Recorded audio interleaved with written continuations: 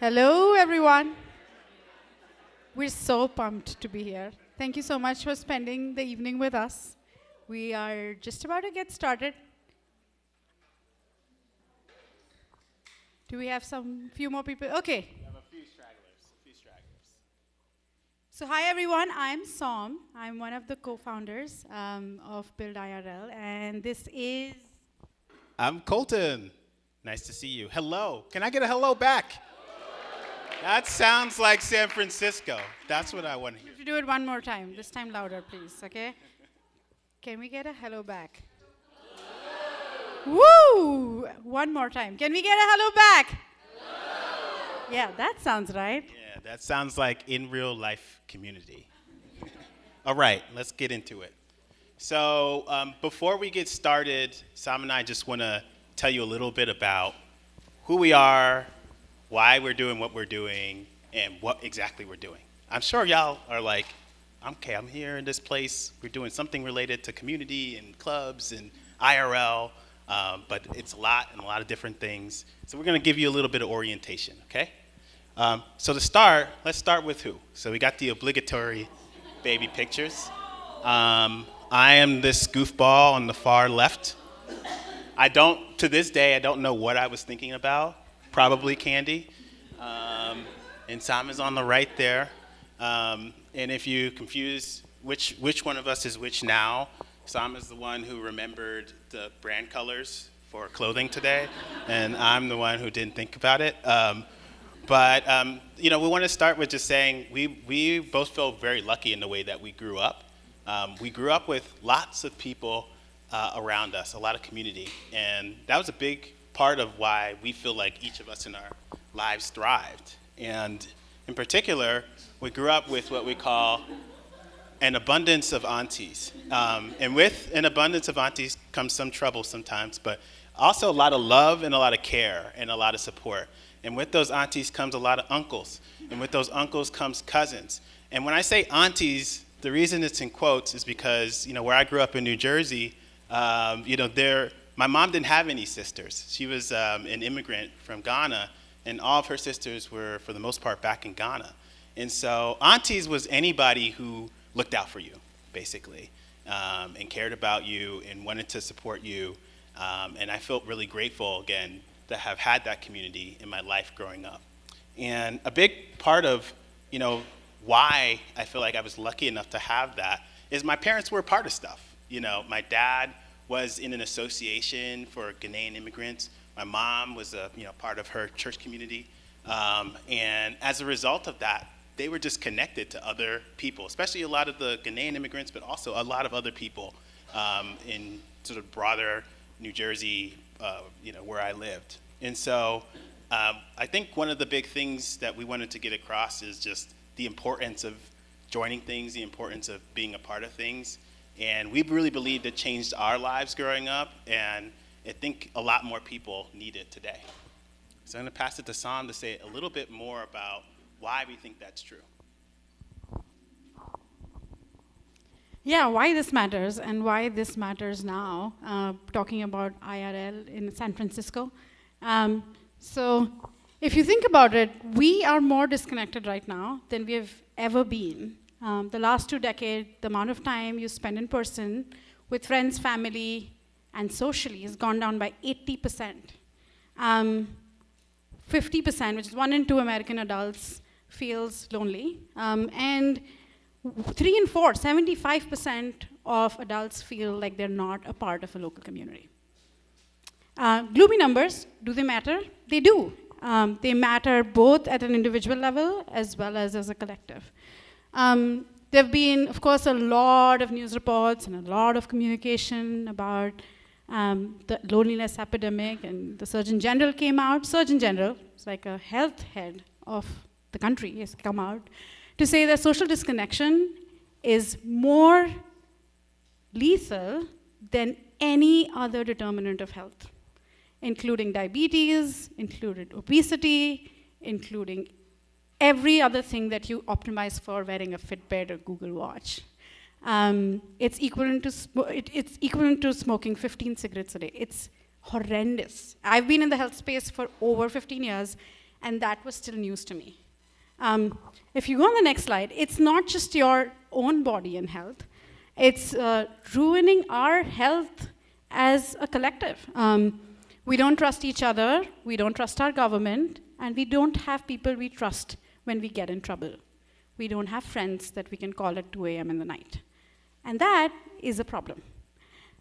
So with this, me and Gert were like, we need to do something about it, and we need to reverse the trend. It's going down, down, down, the amount of time we spend in person, and we need to have an inflection point and and make it go up. And so we started searching for answers.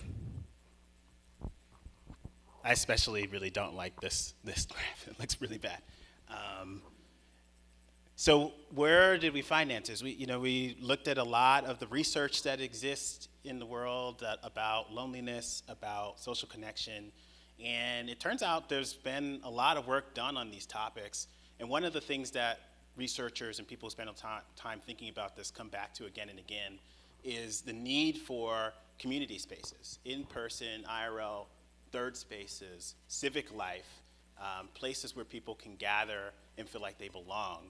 And a wise person who both Sam and I fanboy/fangirl about is Robert Putnam, who's done research on this topic for a very long time. He wrote a book called Bowling Alone, and also another book called The Upswing. And recently came out a documentary about him called Join or Die. But the sort of core thesis of all of it is joining things is a major antidote to many of the topics that we were just talking about around loneliness, around lack of social connection. It's how you get the aunties again. And we all need more aunties in our lives. And so, we started looking, we're like, okay, great. Now we just let's find the social clubs and then tell people about them and then wrap up. We'll just be done. But it turns out that building and running a social club is pretty difficult.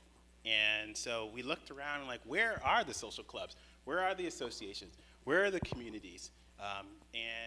We looked and both quit our jobs and full time started focusing on trying to understand how could you find the clubs that exist in the city and help those clubs thrive. And so we talked to over 100 IRL community builders in SF. Many of them are here in this room tonight. You're going to hear from 20 of them tonight, which is really exciting. And we kept hearing a lot of the same things. This feeling of burning out, this feeling of doing it alone and not having the resources that you need in order to continue to do the work of bringing people together. And Sam and I were like, okay, well, if it's not just find the clubs and wrap it up, it's find the clubs and then do something about the fact that they're struggling and burning out. And the something that we decided to do was this theory of change. We said, if community builders don't burn out, they'll thrive. And if they thrive, more people will become builders. And if more people become builders of community, there will be more great IRL communities. And then we'll see more connection and curiosity and creativity and play. And so we want this theory of change, this virtuous cycle, to begin. We want to see it become easier for people to build community, and we want to remind people that you don't have to build community alone. It's a build with, not build for. And so 3 months back, we said, you know what?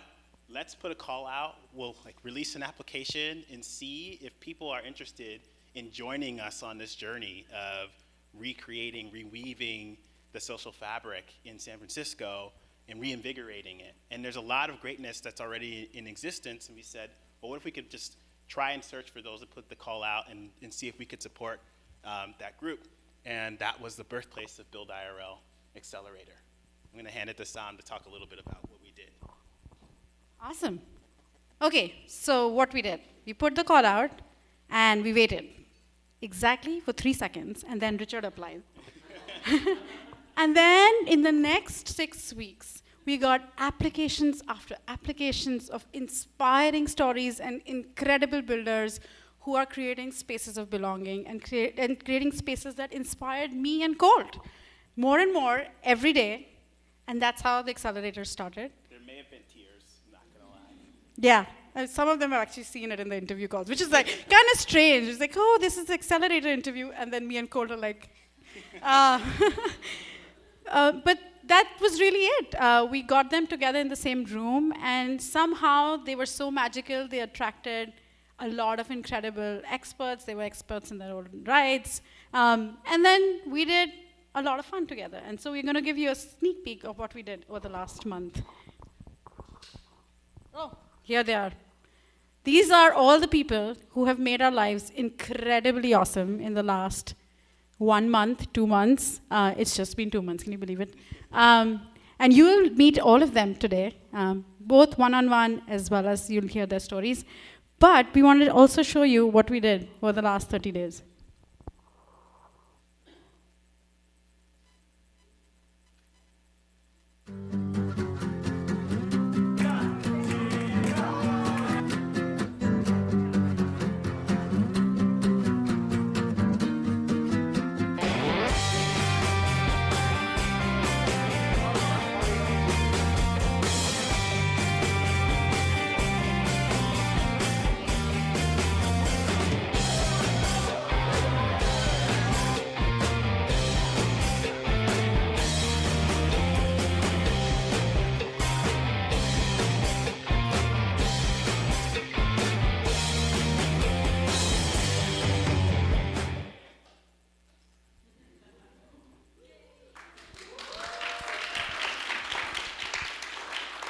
Ooh, keep those coming because you'll hear about some of the incredible stories just in a minute. So, with that, you get a little bit of sneak peek of who we are and what we've been up to. Today is all about celebrating our builders. So, this is the finale of our founding cohort. And the goal is to really celebrate each of these builders who've been doing the hard work of getting people back in the real world and creating belonging and connection and friendships and so on. So if you come here today, think about 4 things that you would want to take out of today. 1, celebrate the builders, hear their stories, get inspired. 2nd, join something. It could be one of these 20 clubs or any other club in your location. If there's no club, then build something. Build one for yourself. Or help others who are building it. Support someone who's trying to do this around your neighborhood or your community. So that's it. That's it from us. Let's get started. We will have our amazing builders come one by one and tell a little bit, sneak peek, teaser of their club. And then we will open up so that you can actually go and meet them in person, one-on-one too. So with that, we go to, you'll have to have the appraise ongoing and claps ongoing. We have the rocks. Okay, 1, 2, 3. Can we have a huge round of applause for our rock stars, builders? The first hub is the Creative Hub. So there you go. Inviting on stage Children of Diaspora, the plenary. Bring your own project, BYOP, the Doghouse, Noise Bridge, and Emerge Creative Club. Awesome.